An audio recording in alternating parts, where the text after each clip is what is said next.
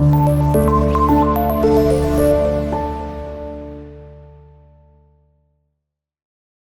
वालेकुम। मैं आपका केमिस्ट्री टीचर मोहम्मद अब्दुल्ला ज़िया। बच्चों, आज का जो हमने लेक्चर स्टडी करना है वो है 9.8 सोलिबिलिटी प्रोडक्ट। अच्छा, ये जो टॉपिक है जी, सोलिबिलिटी प्रोडक्ट क्या होता है, KSP, इसको आप समझने के लिए ये देखें। मिसाल के तौर पे हमारे पास लेड सल्फेट है PbSO4। अगर मैं इसकी आयोनाइजेशन करवाता हूँ सोलिबिलिटी, तो वो कहता है कि ये देखें Pb plus SO4, 2 negative charge है, इसका 2 पॉजिटिव चार्ज है। अगर मैं इसका लिखता हूँ KC, वो क्या होगा, Pb 2 positive, SO4 2 negative charge, और नीचे आ जाएगा PbSO4। PbSO4 को इधर ले जाएं, KC PbSO4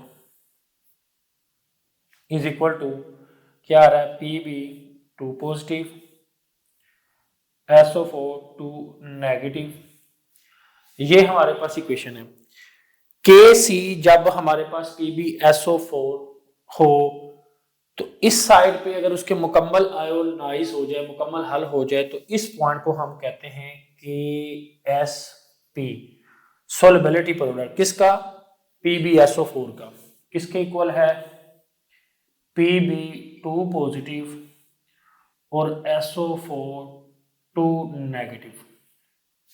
अब ये कंप्लीट हो गया। सेम ऐसे ही कि when a soluble ionic compound is dissolve into water, जब भी कोई सोल्यूबल जो आयोनिक कंपाउंड है जो पानी में हल हो सकता है, मिसाल के तौर पे NaCl, तो मुकम्मल तौर पे हल हो जाए, डिसोसिएट हो जाए, यानी इट डिसोसिएट कंप्लीटली मुकम्मल तौर पे हल हो जाए, तो हम उसे कहेंगे KSP, यानी सोलिबिलिटी हमारे पास प्रोडक्ट उसकी आएगी, यानी वो कंप्लीट सोल्यूबल है।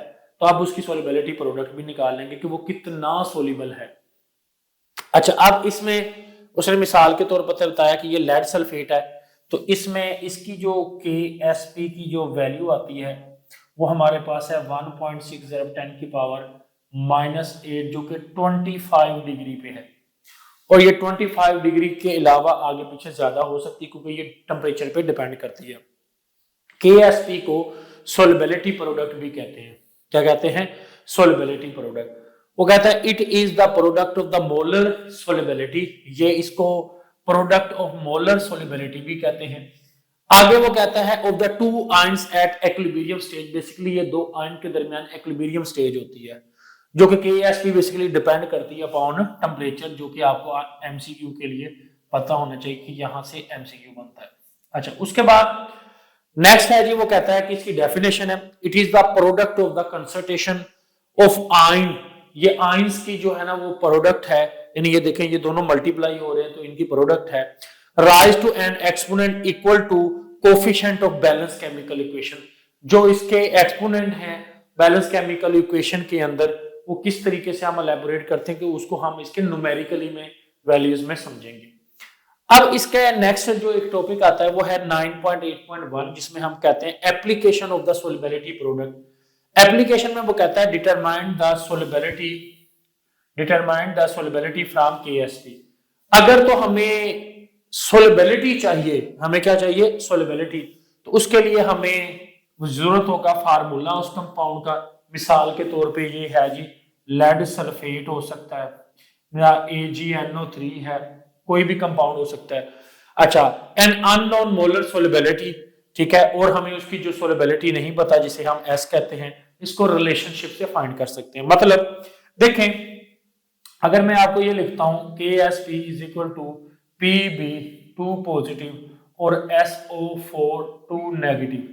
अगर मैं आप लोगों को एग्जांपल के तौर पे ये देखें कि इसमें इसकी वैल्यू दे देता हूं 1.6 10 की पावर -8, तो मुझे इस साइड पे जो ये है इसको S लेना पड़ेगा, क्योंकि ये मुझे पता नहीं है, इसको भी S, तो ये बन जाएगा S का स्केयर और 1.6 10 की पावर -8, और इसका मैं स्केयर रूट ले लेता हूं, और इसके बाद मेरे पास इसकी S का आंसर आ जाएगा।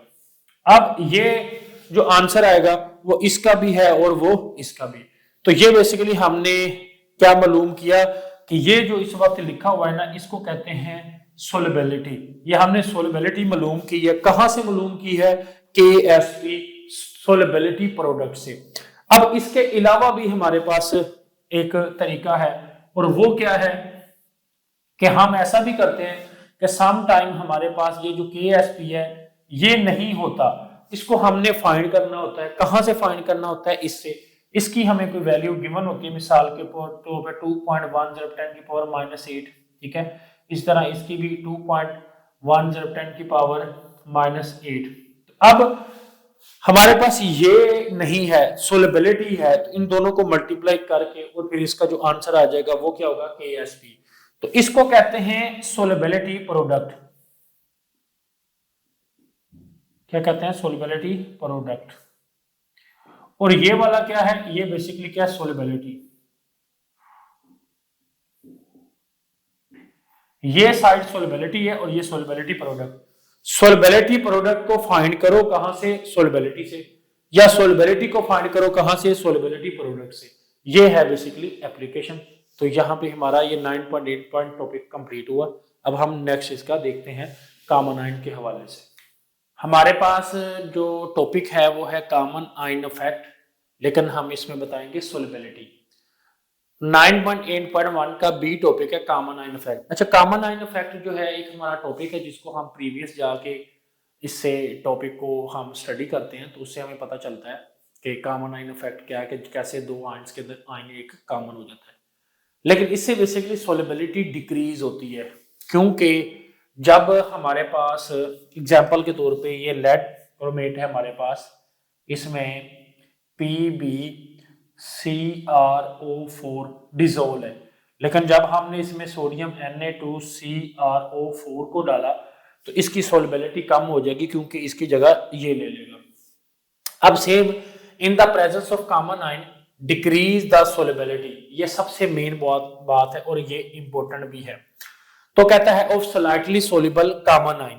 मिसाल के तौर पे एग्जांपल ये है, इसको हमने लेड को सेपरेट किया और आयन सेपरेट हो गए, तो सोडियम सेपरेट और CrO4 सेपरेट। इसमें ये जो है हमारे पास वो क्या है? Common ion.